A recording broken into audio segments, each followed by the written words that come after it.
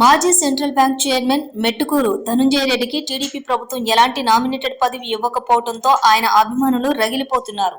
వైఎస్ఆర్ కాంగ్రెస్ పార్టీలో కొనసాగితే ఖచ్చితంగా ఎమ్మెల్సీ ఇస్తాము అని ఆ పార్టీ పెద్దలు మాటలు ఇచ్చినప్పటికీ తన ఆరాధ్య దైవం రాష్ట్ర దేవాదాయ శాఖ మంత్రి ఆనం రామనారాయణ రెడ్డి కోసం టీడీపీలో చేరిన విషయం తెలిసిందే. అటు వెంకటగిరి, ఇటు ఆత్మకూరు, ఉదయగిరి నియోజకవర్గంలో తెలుగుదేశం పార్టీ గెలుపు కోసం తీవ్రంగా కృషి చేసిన విషయం తెలిసిందే.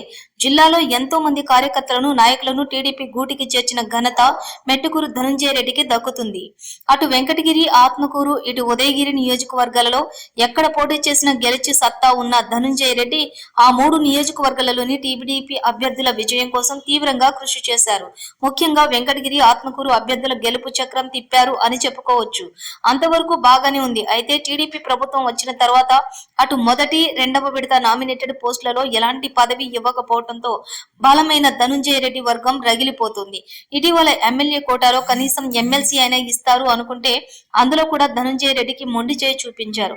వైఎస్ఆర్ కాంగ్రెస్ పార్టీలో ఎమ్మెల్సీ ఇస్తాము, పార్టీ మారవద్దు అని ఆ పార్టీ పెద్దలు 1కి 10 సార్లు చెప్పినప్పటికీ ఏ మాత్రం పదవి కోసం ఆశపడకుండా టీడీపీలో చేరి ఆనం రామనారాయణ రెడ్డి, కురుగొండ్ల రామకృష్ణ గెలుపులో తన సత్తా చూపించాడు.